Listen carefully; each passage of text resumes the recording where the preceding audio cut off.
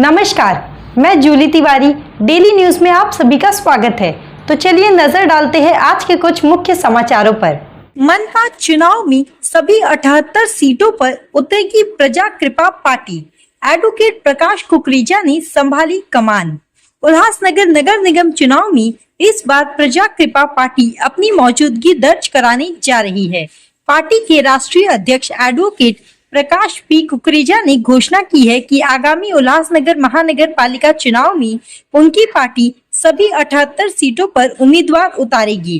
Advocate प्रकाश कुकरेजा लंबे समय तक उल्लासनगर महानगर पालिका में सेवा दे चुके हैं। उन्होंने 18 फरवरी 1991 से 17 दिसंबर 1996 तक विधि अधिकारी के रूप में कार्य किया और 1996 से 31 अगस्त 2013 तक नगर सचिव पद संभाला।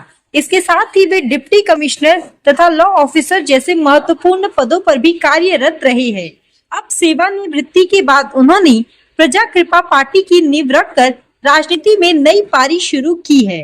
प्रकाश कुकरेजा ने कहा कि चुनावों के लिए गंभीर तैयारी की जा रही है और जल्द ही पार्टी की महाराष्ट्र प्रदेश और स्थानीय कार्यकारिणी की घोषणा की जाएगी। उन्होंने बताया कि दिल्ली और मुंबई से पंजीकरण के बाद पार्टी को मान्यता मिल चुकी है। जनता को यह देखना दिलचस्प होगा कि सेवानिवृत्त अधिकारी से राजनेता बनी एडवोकेट प्रकाश कुकरेजा और उनकी नई पार्टी प्रजा कृपा चुनावी अखाड़े में कितनी सफलता हासिल कर पाती है। इसको लेकर नमस्कार। देखिए, प्रजा कृपा पार्टी जो है वो इलेक्शन कमीशन के पास 2023 में रजिस्टर्ड हुई। पहली बार वो महापालिका चुनाव सभी 78 वार्ड्स में अपने उम्मीदवार खड़े करेगी। वो उम्मीदवार इसलिए खड़ा कर रहे हैं क्योंकि इस शहर में जो भ्रष्टाचार का तांडव मचा हुआ है, जो भ्रष्टाचार की जो व्याप्ति है उससे लोग परेशान हैं। जो रोड बनाते हैं एक बार टूट जाता है, फिर से बनता है, टूटता है, फिर से बनता है, तो बार बार वही रोड पे खर्चा होता है। कोई चर्चा करता नहीं। भ्रष्टाचार पे अगर चर्चा नहीं करेगा तो आपके शहर में जो कामकाज हो रहा है महानगर पालिका से, वो उसकी क्वालिटी मेंटेन नहीं होती, और क्वालिटी मेंटेन नहीं होती तो आपको बार बार उसी विषय पे खर्चा करना पड़ता है, और कि ये केवल भ्रष्टाचार के कारण होता है। तो भ्रष्टाचार पे चर्चा नहीं करेंगे तो हम खर्चा कैसा करेंगे जी? शहर पे खर्चा होना चाहिए, लेकिन वो खर्चा टैक्स पेयर के कमाई से होता है, तो सही ढंग से होना चाहिए और सही वक्त होना चाहिए और क्वालिटी के साथ लेना चाहिए। तो ऐसी सामने ऐसी बातें हैं। इस शहर में 140 MLD का पानी मिलता है, लेकिन लोगों के घर में पानी नहीं है। वजह ये है कि भाई इसका डिस्ट्रीब्यूशन सिस्टम जो है फेल्योर है, और दूसरा लीकेजेस है, पानी की चोरी है, और दशकों से इस महानगर पालिका ने यहाँ पे खुद का वाटर ट्रीटमेंट प्लान, अभी तक खुद का वाटर ट्रीटमेंट प्लान होता तो उन्हें MIDC से पानी नहीं लेना पड़ता। अभी तक उन्होंने दशकों से वाटर ट्रीटमेंट प्लान, अपना खुद का वाटर सोर्स नहीं बनाया। जो कोई भी नेता आज तक इस बारे में चर्चा नहीं करता था। जब मैंने 2014 में MLA का इलेक्शन लड़ा था तो मेरा विजन पहले से वो था। अभी इन लोगों के समझ में आ रहा है कि वो अपना खुद का वाटर ट्रीटमेंट प्लान होना चाहिए, जो कि मेरी पहली जो है ज़रूरत, मैंने उसको समझा था। दूसरा, डंपिंग ग्राउंड जो यहाँ शहर में है वो इलीगल तरीके से चल रहा है। उसको आप लोग जिस तरह से सॉलिड वेस्ट मैनेजमेंट करना चाहिए उस तरह से नहीं होता है, और उससे पोल्यूशन और न्यूसेंस हो रहा है। और गवर्नमेंट ज़मीन पे डंपिंग ग्राउंड बना के रखा है। खुद गवर्नमेंट उनको ज़मीन देगी, वहाँ पे लैंडफिल साइट बनाएंगे, और लैंडफिल साइट बनाने के बाद उसको साइंटिफिक रूप से हम लोग उसका डिस्पोजल भी करेंगे। तो हमारा प्लान ये है। तीसरा, यहाँ पे कहता है कि शहर में जो महानगर पालिका के DP में इतनी जगह हैं जो आरक्षित है रिजर्वेशन के लिए, अमेनिटीज़ के लिए, लेकिन ऐसी ज़मीनें जो है ज़मीन चोर हड़प कर लेते हैं, और यहाँ पे कोई ज़मीन चोरों के खिलाफ कोई आवाज़ नहीं उठाता। तो यहाँ पे दूसरी बात ऐसा है कि भाई हमारे कारपोरेशन में जो रोड बनते हैं, बार बार वही रोड बनते हैं। उसकी वजह यह है कि वहाँ पे क्वालिटी नहीं रहता।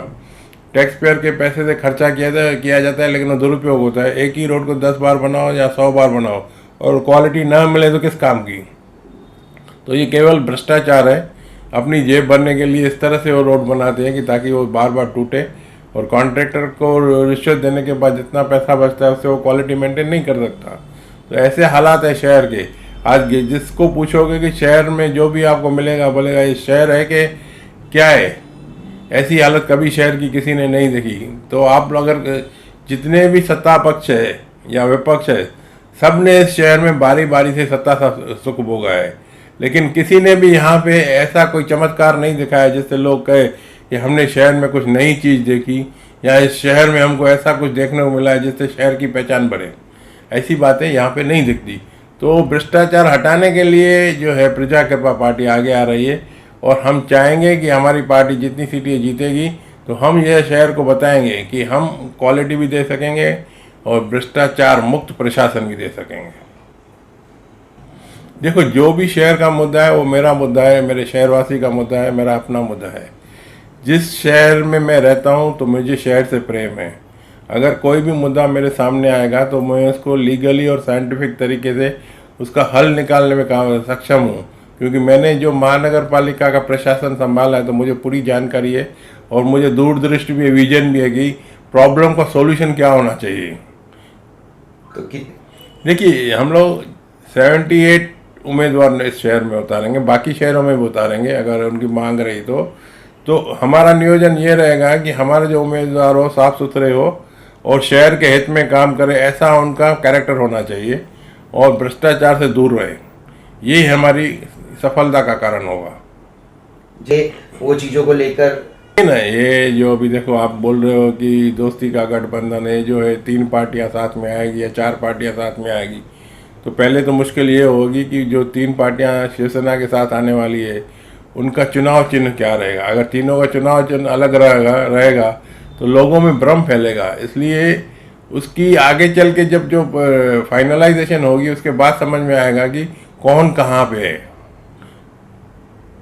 है और हमारा प्रचार वगैरह सामग्री वगैरह सब तैयार है और जल्द से जल्द हमारे उम्मीदवार मैदान में आएंगे। तो आज के लिए बस इतना ही।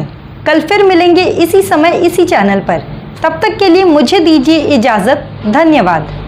हमारे चैनल को सब्सक्राइब करें और बेल आइकन दबाना ना भूलें ताकि हमारी खबरें सबसे पहले आप तक पहुँचे।